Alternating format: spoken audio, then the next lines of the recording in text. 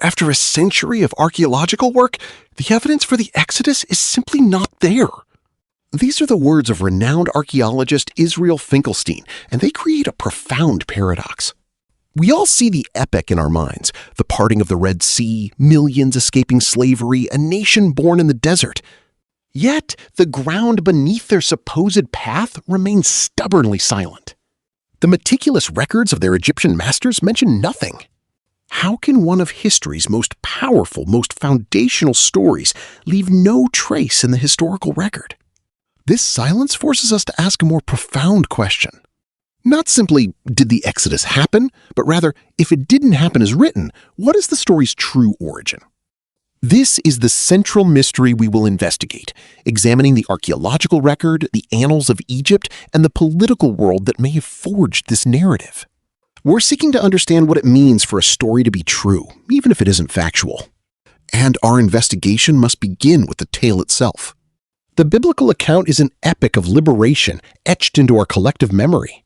It tells of 4 centuries of servitude in Egypt, ending with the rise of a reluctant prophet, Moses. 10 catastrophic plagues are said to have broken the will of the mighty Pharaoh, culminating in a miraculous escape through a divided sea. The scale described is staggering. The text specifies 600,000 fighting men, which implies a total nation of more than 2 million people on the move. For 40 years, they wander the wilderness, forging an identity.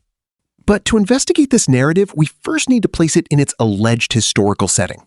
The traditional timeline places the Exodus squarely in the 13th century BCE, the zenith of Egypt's new kingdom. This was the era of Ramesses the Great, a pharaoh of monumental ambition, whose power was absolute and whose bureaucracy was meticulous. His empire didn't end at the Nile Delta, it extended deep into Canaan. The Sinai Peninsula, the very stage for this 40-year journey, was not a vast, unmapped wilderness. It was a heavily militarized Egyptian province, crisscrossed with patrol routes, dotted with forts, and intensively exploited for its turquoise and copper mines. An entire nation, a population equivalent to a major modern city, moving through this tightly controlled space would have been a seismic event, impossible to ignore. It would have triggered a massive military response. And so, for over a century, modern investigators have turned to the one place that should hold the definitive record of this journey: the ground itself. With the biblical text as a guide, archaeologists excavated potential campsites, surveyed ancient water sources, and mapped every conceivable route through the peninsula, looking for the footprint of a nation. But the inciting incident of our modern investigation is not a discovery of something. It's the shocking discovery of nothing. The great revelation wasn't an artifact unearthed from the sand, but an immense, profound absence. A complete archaeological void, right where history's most famous migration should have been. The question then becomes, what exactly is missing from this picture? What should have been there? A population of over 2 million people, the size of modern-day Houston, leaves a mark. Especially over 40 years. Archaeologists would expect to find vast encampment sites littered with the detritus of daily life, millions of pottery shards from broken vessels, thousands of graves, the discarded tools and equipment of a nation on the move. Yet after a century of systematic searching, the sands of the Sinai remain stubbornly silent. Not one verified Israelite campsite, not a single mass grave. The material footprint of the Exodus, as described in the text, simply does not exist. This consensus, articulated by leading scholars like Israel Finkelstein and William Deaver, is unavoidable. So what does this deafening silence actually mean for our investigation? Is this merely a cold case, or is the void itself the crucial clue? In historical inquiry, there's a cautious principle. Absence of evidence is not evidence of absence. But this principle has a breaking point. Imagine searching for a lost Roman legion and finding not a single coin, weapon, or burial. At some point, the overwhelming lack of evidence becomes a data point in itself.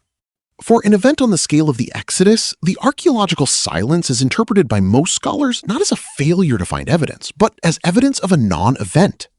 The void itself is the finding. The academic consensus is that a literal migration of millions of people out of Egypt and through the Sinai, as depicted in the Bible, is not supported by the physical record. This implication is profound.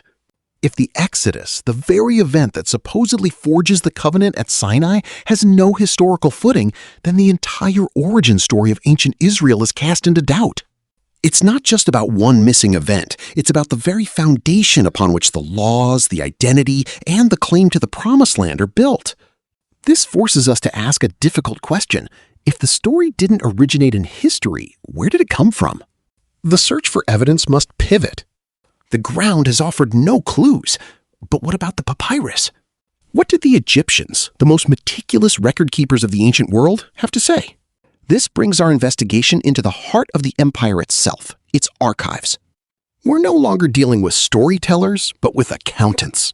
If the plague struck, if a workforce of millions vanished overnight, the ink would tell the tale. The Egyptian state was, above all, a machine of administration. Its scribes documented everything: the annual Nile flood, grain yields, tax collection, and even the rations for individual work gangs.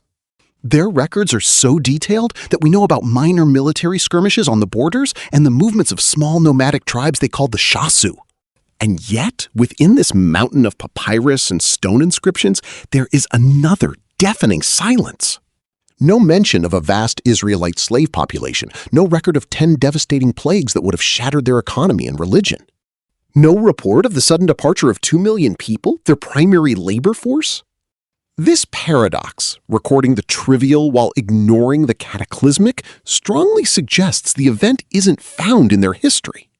So if the Exodus story wasn't remembered, could it have been invented? And if so, for what purpose? This is where scholarship points to a powerful motive, not in the Bronze Age, but centuries later. The leading academic theory posits that the Exodus narrative is a charter myth, a foundational story composed not to record history, but to create it. Its provenance is likely the 7th century BCE, during the reign of King Josiah of Judah. At that time, Judah was a small kingdom desperate to forge a national identity in the shadow of imperial giants like Egypt and Assyria. What better way to unify disparate highland tribes than to give them a single epic origin story? A narrative of shared suffering, divine liberation from a foreign superpower, and a common destiny. The Exodus, in this view, is a literary masterpiece of political and theological nation-building. But does this compelling theory fully account for the story?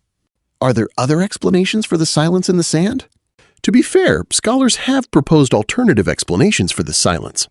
One prominent argument is that the number, 600,000 men, is a later exaggeration, and the actual event involved a much smaller group, whose archaeological footprint would be negligible. Another theory suggests the Exodus is a composite memory, perhaps a distorted echo of the Egyptian expulsion of the Hyksos, a Semitic people, centuries earlier. These are plausible ideas for a historical kernel. However, they don't fully explain why the story was ultimately forged into the monumental, nation-defining epic we have today.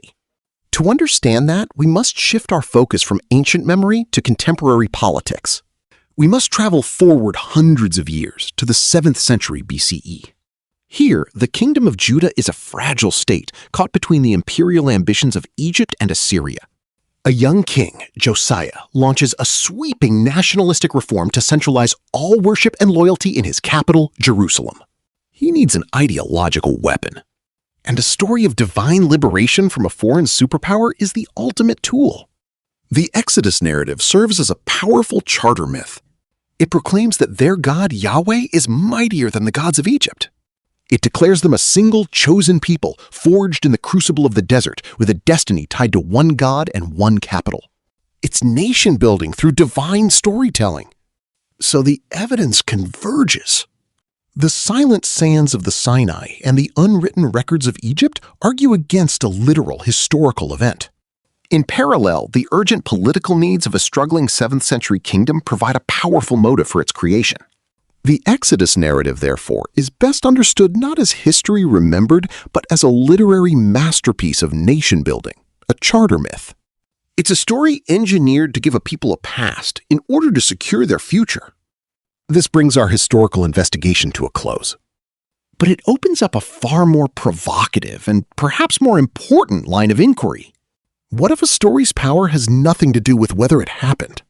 Can a narrative be profoundly, existentially true, shaping law, identity, and hope for millennia, even if it is not factually accurate?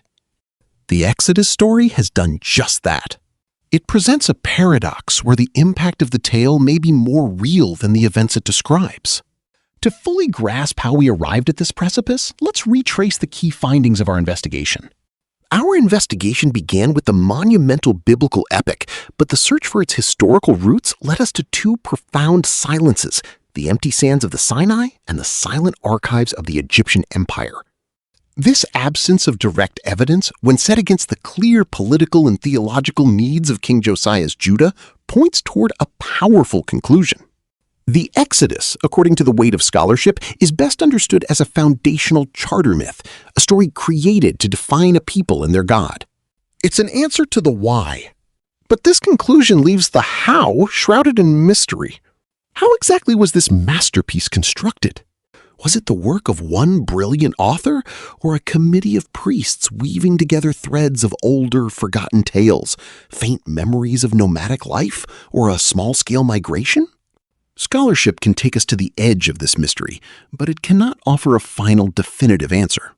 The story's ultimate meaning continues to be forged in the present, which brings the question directly to you.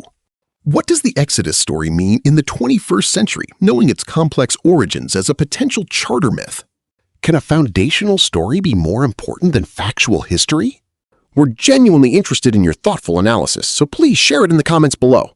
These are the kinds of questions we exist to explore, and that exploration is only possible because of the community that gathers around this channel. For those who wish to contribute directly to this work, we have a community on Patreon. Your support there funds the research and resources necessary for these deep dives into textual history, allowing us to remain independent and focus solely on the evidence. We are deeply grateful for that commitment. On screen now are other investigations into the Bible's hidden history. But a final question remains for you. Does a story's truth lie in its factual accuracy or in the civilization it builds? Tell us your thoughts in the comments below. Next time, we hunt for the textual ghosts of the Bible, the verses added centuries after the original manuscripts were written. If you value this inquiry, please like this video, subscribe to Biblical Mysteries to continue the investigation, and share it with someone who isn't afraid to ask difficult questions.